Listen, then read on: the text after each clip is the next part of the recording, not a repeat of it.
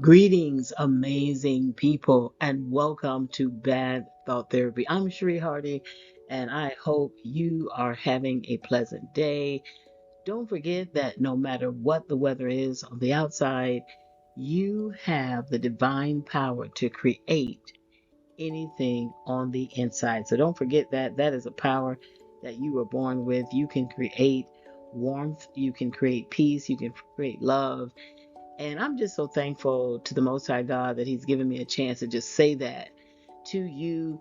I had to learn it the hard way. It took me a long time, but I got it now. But that's one of the great divine gifts that you have. And so I hope you've created some joy for yourself and others.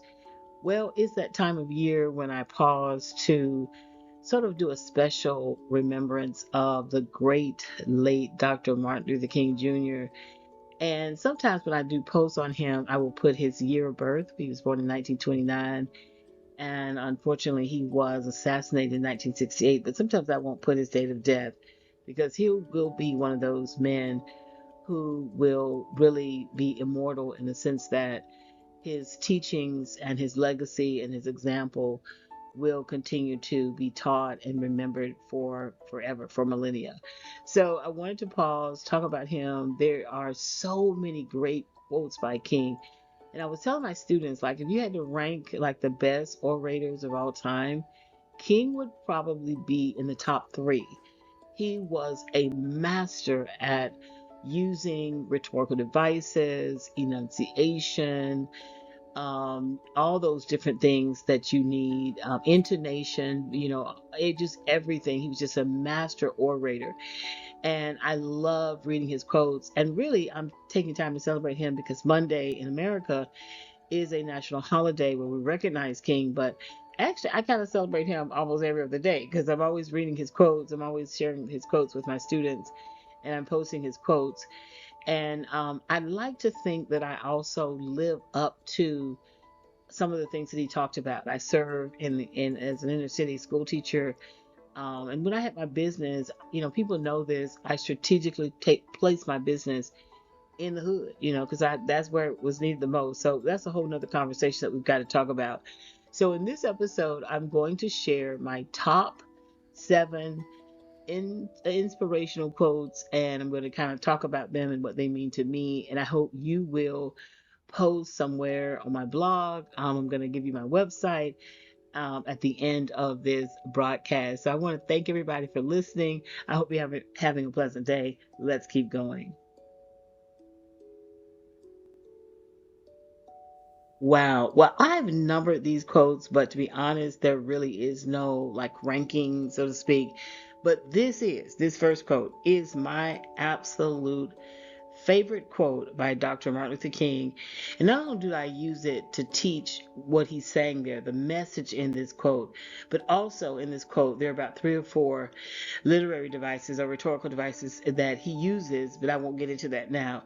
But this is my favorite, and it is: when evil men plot, good men must plan. When evil men burn and bomb, good men must build and bind. When evil men shout ugly words of hatred, good men must commit themselves to the glories of love. Wow, that is so powerful. And the main message is there is that evil people, whatever they do, you just have to do the opposite. So we know that evil is all about hurting people in any way it can. And God is about helping people in any way. And so what you have to understand is that evil is not going anywhere. And in fact, I was telling you, my Bible study yesterday was powerful. It was Isaiah 55. And my good, 54 and 55, I actually read 54 and 55. And my goodness. And you know what? God created it all. He's going to use it all. And so we'll get into that a little later. But nevertheless, what we have to do is, as Michelle Obama said, when they go low, we go high. Is that easy? Nope. Sometimes it's not. Sometimes it's easier than others. But the bottom line is, I do believe that when this physical experience ends, our soul does go somewhere. And we need to make sure that our souls are right with the Most High God. When we can say we made the absolute effort and we gave all our energy to trying to do the right thing. We might have fallen short. We might have had some setbacks. We might have made some mistakes. And God knew that, because when He made us flawed. He made us with the capability of making mistakes.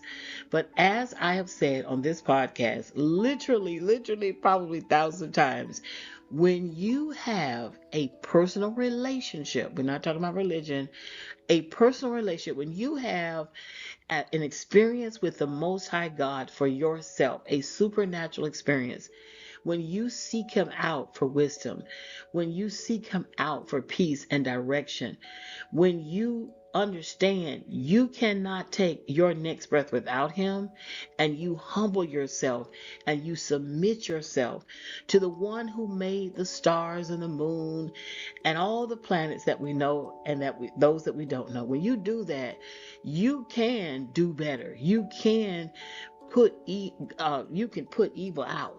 You can destroy evil. You can conquer it in your life, and you can rise above your temptation and your struggles and your mistakes and your shortcomings and your inadequacies with His help. And only with the Most High God's help can you do it.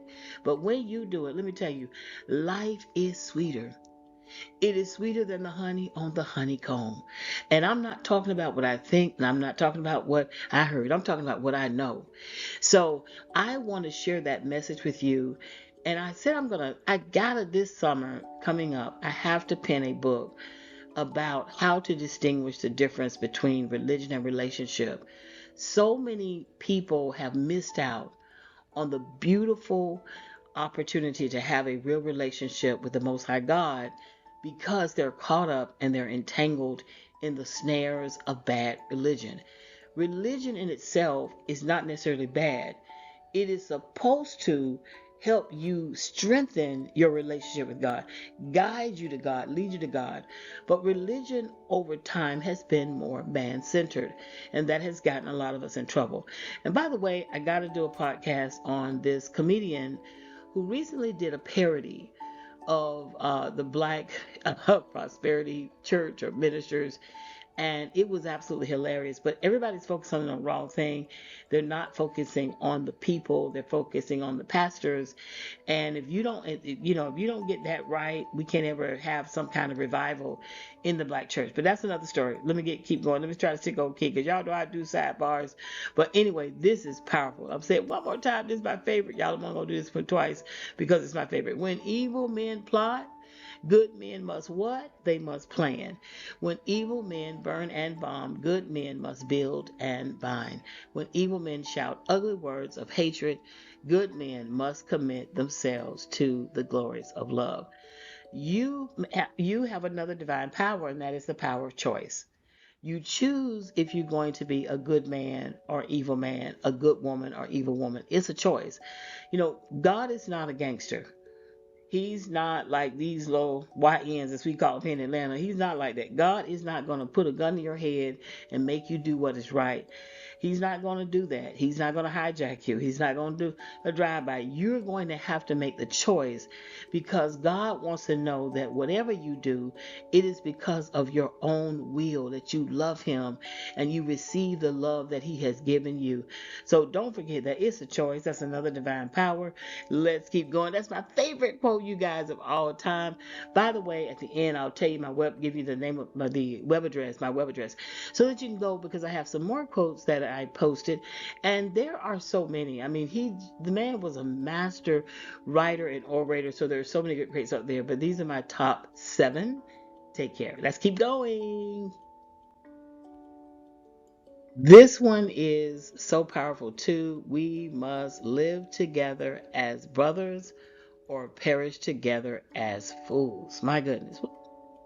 If we don't learn how to navigate through our differences and learn how to come to something in the middle, compromise, healthy compromise, we don't learn how to synergize, and we don't learn how to. The reason why we have so many struggles, and I realize this, is because people don't see you as God's children, and they don't see you first as a human being who is just like them, like a reflection of them.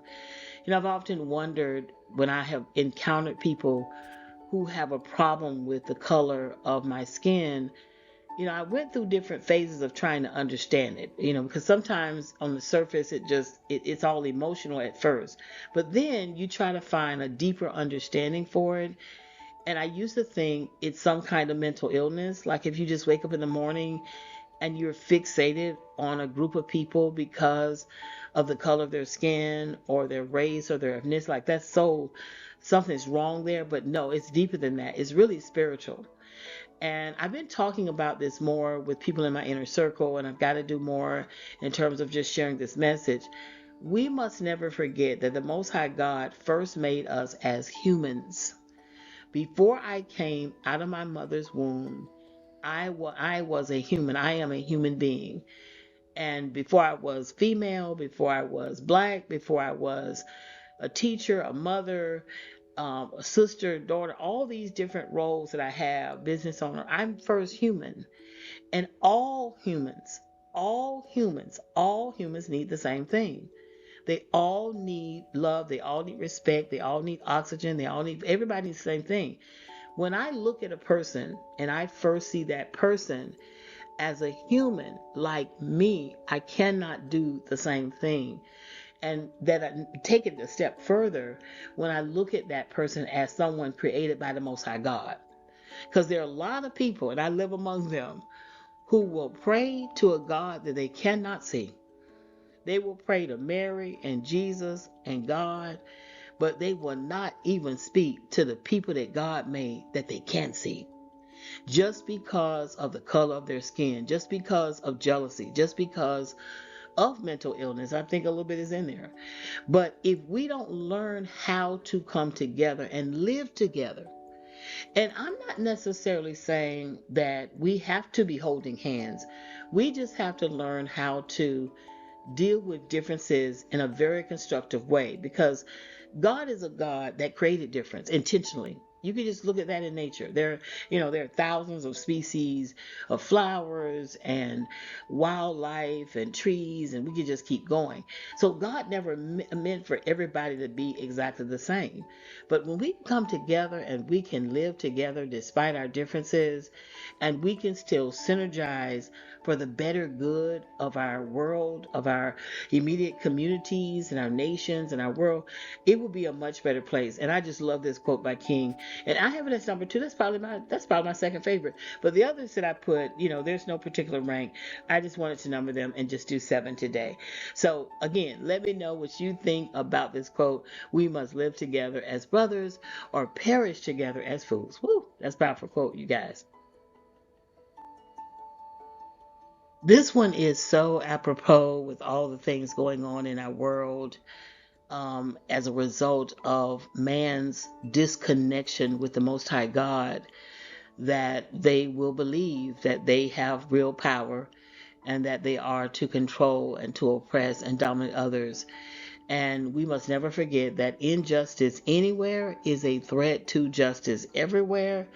This is one of the most powerful quotes that King actually wrote first in his letter from a Birmingham jail. And it's just a powerful quote that we must remember, that if somebody is going through something over in the north and we don't deal with that in a constructive way, in the right way, it will eventually get to the south. It will eventually get to the west. It will eventually get to the east. It will become pervasive, and it will be everywhere, ubiquitous. And so you just must remember that we must pay attention to injustice. Sometimes I'm like, God, help me to do more podcasts, because I want to do a podcast on the right way to protest. I'm very fortunate that I work with young people, and they're seeing a lot, and I tell them all the time that you have to know how to protest. We have to change how we're protesting. That's why what's happening in Minneapolis right now is not going to work. And more people are going to be maimed, possibly lose their lives, because we as a people, there are many ways you can protest. There are many ways you can change. And let me tell you, the reason why saying this, it just hit me. King is a great example. When you study that Montgomery bus boycott, there are so many ways we could do it and never be out there shouting, and wasting time standing in front of people with guns and other military devices. There are other ways that we can make a change. But one thing you cannot do when you want to change injustice, you cannot be led by your emotions. You have to also use your intellectual. You got to be cerebral with this thing. And so I don't know if anybody just said we need to sit down, we need to have a meeting, we need to talk about, okay, what are we going to do, what's the plan. There are a lot of emotions running high, and my heart grieves because I know that what King did, while it was effective for his time, there were other things they could have done too, and there are other things that we can do, and we need to be mindful of that. But yes, we cannot forget that injustice anywhere is a threat to justice everywhere. And that's why in my prayers, oh, it just hit me, Lord, I need to say, Lord, bless the world, because sometimes I'm praying and it's just sort of personal or local, and I never need to forget to pray for the world. And I do that sometimes, but I need to do that more often, because we got to do it. We got to do it, you guys. So join me in praying that these the evil that happens, and it usually happens to the least of these, that God's power will move in a mighty way, and it will end injustice and oppression and violence and all these other evils. Let's keep going. Number four, this is a really good one, because this will challenge your character and your strength. But it says the ultimate measure of a man is not where he stands in moments of comfort and convenience, but where he stands at times of challenge and controversy. Well, Dr. King gave another good one. You know, anybody can be with you and roll with you when things are going well, when things are, there are no challenges, there's no controversy. But when you have controversy and you have challenges and you have disruptions and all these things, what side are you going to be on? And that's sometimes hard, because sometimes standing up for right means you're going to lose something. You're going to lose some money, you're going to lose some relationships, and you might even lose your life. And so it's really about where you stand when you need to stand. Where are you going to stand? And what side will you be on? Whose side will you be on? So that's tough, but that's a powerful quote, something to think about. I like those quotes that make me really think. And if this happens, where would I stand and how would I stand? I do believe, again, I want to emphasize that there are a lot of ways that you can be an advocate and an agent for change. You may not be walking down the street with signs. You may not be shouting at people in the military and police. You may not do it that way, but there are ways, and highly effective ways. What we need to do, and these think tanks need to go beyond just thinking and doing, but it's possible to sit down and brainstorm and synergize. I'm telling you, come up with ways to move and shift. And it's going to be about that money. That money, it's just study that Montgomery boycott. Let me tell you something. That thing was effective, but they didn't just say we're going to have a boycott. They planned that. They planned that. That's what you got to understand. They planned that whole movement, and it was like a chessboard. They anticipated what the opposite side was going to do, what the enemy was going to do, and they prepared themselves to deal with that, even death. And so at the end of this, oh, that's what I was going to do. At the end of this, I'm going to play a clip of a video that Dr. King's daughter posted, his last, like a minute or so, his last words. They were so powerful. Um, and that King was not worried about longevity. He didn't have a martyr complex. He said this in one of his speeches, but he understood that he could be possibly shot down. And so, when it's hard, because you got to be prepared to stand up for good. You may lose your life, but I don't think we have to. I think Jesus already died for us, and there are some things we can do, and we need to learn how to be sort of quiet agents of change. That's how I've always navigated, and I'm telling you, can get some things done. All right. Next slide, number 5 is coming up. You probably have seen this one before. It is faith is taking the first step, even when you don't see the whole staircase. Faith comes when we have a personal relationship with God and we learn to trust Him. We learn that God loves us. I mean, He really, truly loves us. He wants us to live. He wants us to have more than what we need. He wants us to experience joy and peace. And it's all about what we choose to do. We would do it His way. I believe it's possible before this physical experience ends. The great French philosopher once said that we are really spiritual beings having a human experience. And when this human experience ends and our souls go off, we will be with the Lord in another way. But I believe we can experience it right here. And we gotta have faith though. We gotta have faith. Even though we don't see everything, we don't understand everything, we have to believe that God is real and that with His guidance and with His providence, we can have a better world. It's very simple. Again, I was mentioning this before. I was talking to a coworker. We're having a great conversation. He's writing a new book for children. I'm so proud of him. And we just talked about the fact that if we would just see each other as humans first, and more so if we saw each other as God's children, we can treat each other with love and respect. But that faith comes with relationship. Relationship means that you have a personal connection for yourself, not through anybody else, with the Most High God, with the creator of this universe. You don't have to have another human being, but that relationship is critical for you to not get entangled with religion. Religion can be good, but unfortunately, throughout history, it has been very bad because what religion does is it's number one, it's man centered. It focuses on people and man, not God. And number two, it focuses on rules and regulations and rituals. And so when you can't do all the rules or you can't do all the rituals for whatever the reason, let's just say, for example, you have some people that believe that the Sabbath day is on a Saturday, right? And let's say you have to work on a Saturday, then that religious rule means that you're doing something bad to some people. So then it becomes like, okay, well, how do I feed my family and how do I deal with this? And so people just say, well, just go ahead on and just quit, just don't worry about it. Just be homeless as long as you follow the rule. And that is not God, that is man, because remember, I know it's going to hurt some people. God is a spirit. God is a spirit and spirits don't write. The Bible was written by men.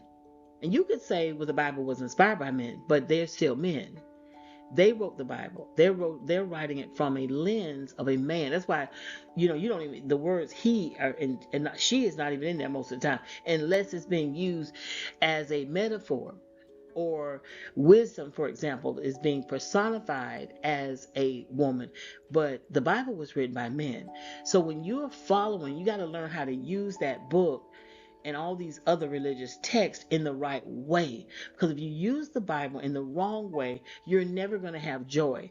God wants you to have joy. He wants you to be able to pay your bills. He wants to give you the strength to go to work. He wants you to work. So I don't want to do a sidebar, but you got to have faith, and you got to have faith in God and not in man. You got to get to know God. This is why I take this time and say it. I say it every time. Get in a quiet place. I want you to just turn off your phone, turn off your television, computer, whatever electronic devices you have. Turn that stuff off and get in a quiet place. A quiet place. And just say, and before you do this, let me back up. Let me back all the way up. Before you do this, I want you to ask yourself a question before you do all this. What kind of life do you really want to have? Do you want to have a life of peace? Do you want to have a life of joy? Do you know that we can't take our next breath without the Most High God? Do you know that this is going to end?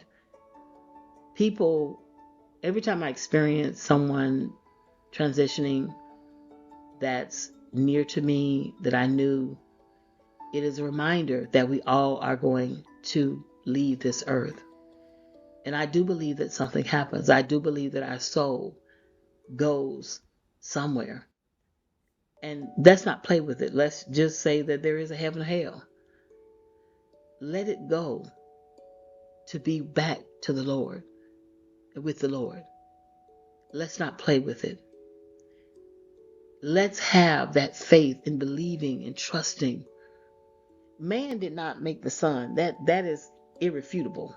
Man did not make Pluto and Jupiter and Earth and the planets and the stars and the oceans. Something greater than we are exists in this world. And what we call it God, we use the Celtic word God. That's an old Celtic word. But people called him something, did different things throughout time because they knew that something was there. Because they know they didn't make the stars when they looked up in the sky. They didn't make the sun. They knew that, the moon. So something is there. That something, I'm using the Celtic word God. In Hebrew, we say Yah, Yahweh, Yah Elohim. In Arabic, it's Allah. In French, it's Dieu. In Spanish, it's Dio. We know that he exists. It's something out there. And that being, the great creator, is who you need to have your faith in.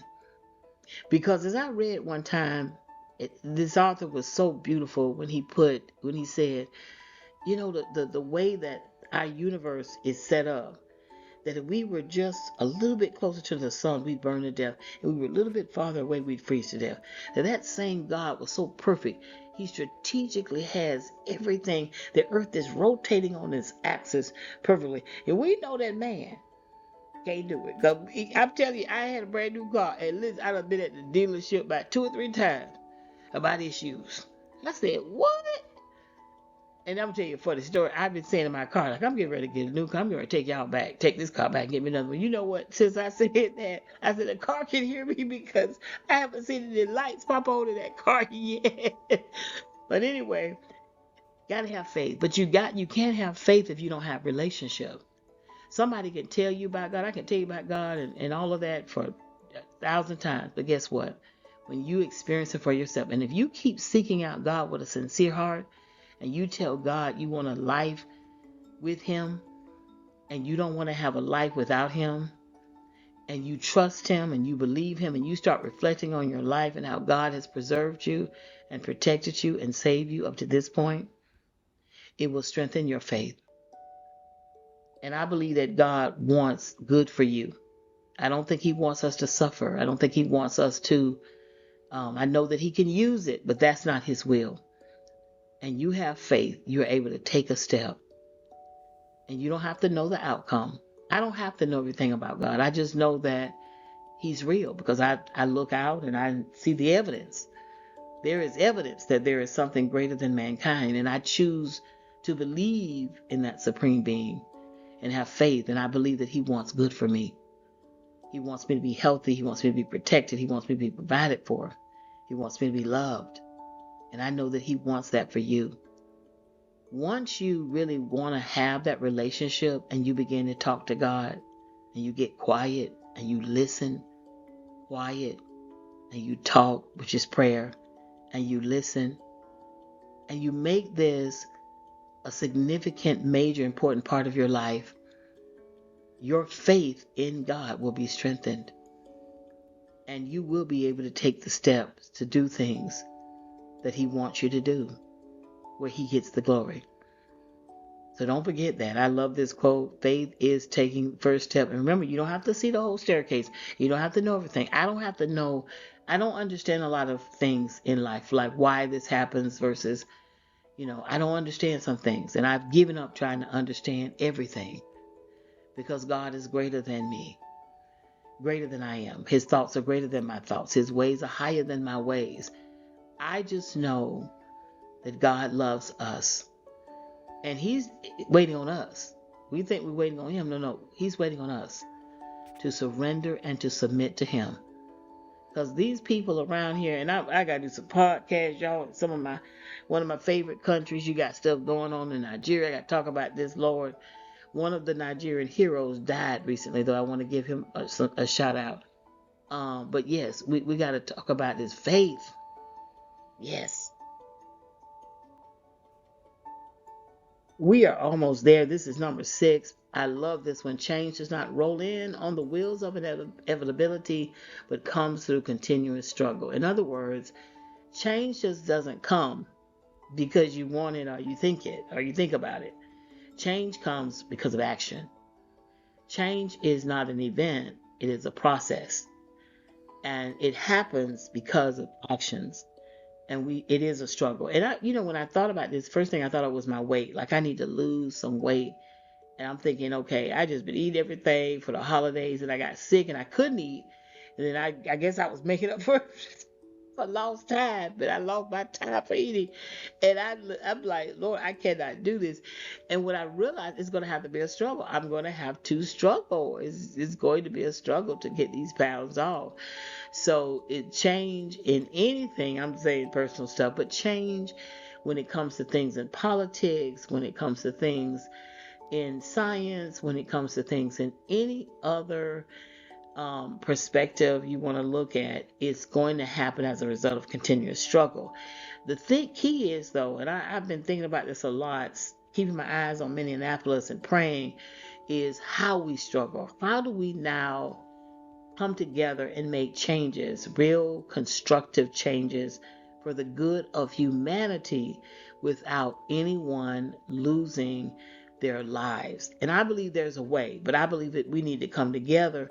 People are just out there and emotional. And I get that too. I get, you're upset, you're going through a whole lot of emotional turmoil and you're out there protesting, and I don't know how they do it. I have to go to work. I can't retire if I don't work for the next 3 years. So I'm like, I don't know how these people, how they out there. I guess they got money and they don't have to go to work. But anyway, there are things that you can do, and I believe they're highly effective. And since we are talking about King, you really should take some time to study the Montgomery bus boycott. Highly effective way to get change. It was a struggle, but the reason why it worked is because they organized, they planned, they anticipated the actions of the enemy and the oppressor, they prepared, and then they executed. And it's a simple formula and it works. We need to do the same thing. If you want change, we have to come together, we have to sit down, and we have to plan. And it can't be just short-term results. We got to be, okay, we want this to last. We got to plan. We have to understand how the enemy is going to respond. We have to prepare for that. We have to guard ourselves for that. And we have to make some decisions, and then we have to execute the plan. And then you will see real change. What most people are concerned about more than anything else, the people, in my house, we call them the network because we don't know who they are, but the people with the real power and who are really pulling the strings for the marionettes, those people care about one thing and one thing only, and that is money. And when you find a way to hit the money, you will hit jackpot. You will change everything. And I'm not saying people do that anymore. I'm just saying people be reactionary. And while I guess that's cathartic to be emotional and get some stuff out of your system, I don't know how effective that is right now. So we need to talk about it. Y'all pray for me so if I can retire, we get this thing started. Right now I gotta work though, because I gotta retire. I'm tired. 2 or 3 years. I gotta retire, y'all, and so I can work more on my podcast. All right, last slide coming right up. This rounds out my last top 7 inspirational and enduring quotes by the great late Dr. Martin Luther King Jr. And that is, everybody can be great because anybody can serve. Anybody can serve. Boy, this world would be better if we all served. And you got to serve without anybody watching. You got to serve with no cameras on you. We live in this world where everybody is trying to get people to look at them. People are just like, look at me, look what I'm doing. And so if you could just serve and you can do good, and some people may know about it, most people won't though. If you're not filming yourself doing it, but you're just doing good. And I teach my students, you can do good in small ways. Just smile. Just say good morning. Just say hello. Just say a pleasant phrase, a word to someone. Hold the door open for someone. Say thank you. Say please. Say, can I help you? And really help and mean it. There are little things that we can do, and there are big things that we can do, and there's some in between. But Everybody can be great because we all can serve. And remember, if we keep humanity in our minds first, humanity in our hearts, the world will be better. How do you want to be treated as a human being? How do I want to be treated as a human being? And some of the human beings that I know, they haven't been treated well or they've dealt with issues. And I don't know how this happens, but they've forgotten. They didn't like it when they were treated that way, or they would not like it if they got some of the things that they gave. But if they would say, you know what, I wouldn't want anybody to do this to me, so I'm not going to do it to anybody else. And they really kept humanity first, they can start to be great because they will understand the power of serving others. And that was my mission in life. Everything that I went through, every tear that I shed, I would bring moments of joy. For all of the rejection that I experienced, I would give acceptance. Like, you can do the opposite that has been done to you. You can be great. It doesn't matter who you are, whether you're black or white, tall or short, Catholic or Protestant, fat or skinny, attractive or not attractive, rich or poor, educated or uneducated. It doesn't matter because you're a human being first. And God loves you in spite of everything. He loves you. So that means that you can be great no matter what. Don't forget that. All right. Now that rounds out. Again, everybody can be great because anybody can serve. I want to thank you for listening to Bad Thought Therapy. I was looking at the analytics of the podcast. Every now and then I randomly do that. And I was like, wow, I have some international listeners. I want to thank you all for listening. I plan to visit some of these countries that I see. I actually pray that these podcasts are a blessing to you, that in some way they inspire you, they encourage you, they uplift you. Let me know. Don't be afraid to let me know. And everything now is virtual. So email, um, you know, you can email me, and I think you can actually text me on my business phone. And this is my website. I said I was going to give it out. It is badthoughtherapy.com. You can go to badthoughtherapy.com, and there's some things there. I haven't updated the website in a long time, but I did today put down some new quotes. I made a list of quotes by King, and I think you can find that under. It might say blog, and that's where you can find those extra quotes because I only did 7 here. So I'm going to try to pull this off. I wanted you all to listen to a 1-minute post that Dr. King's daughter posted on X, on Twitter. Very good. What she did was she put together 2 little clips of speeches that her father made, and they were about him knowing that he wasn't going to maybe live long, and there's a life lesson for us. But he was saying God had already let him see the mountaintop. God had let him see the glory, that one day the people who were oppressed would no longer be oppressed. So again, I hope this bless you. Go back to my blog and see those other quotes by King. King's has so many. There's so many more. Like, some people got like 50 quotes by King and all that. I didn't do all that, but I did put. I think I put like 14. It was 12, but then I added some more. So check me out. All right, I'm gonna see if I can get that clip for you in a few minutes. Take care. Again, thank you so much for tuning in to Bad Thought Therapy. I hope you have a wonderful day. I want to end this episode with a clip that I saw on Twitter, now known as X.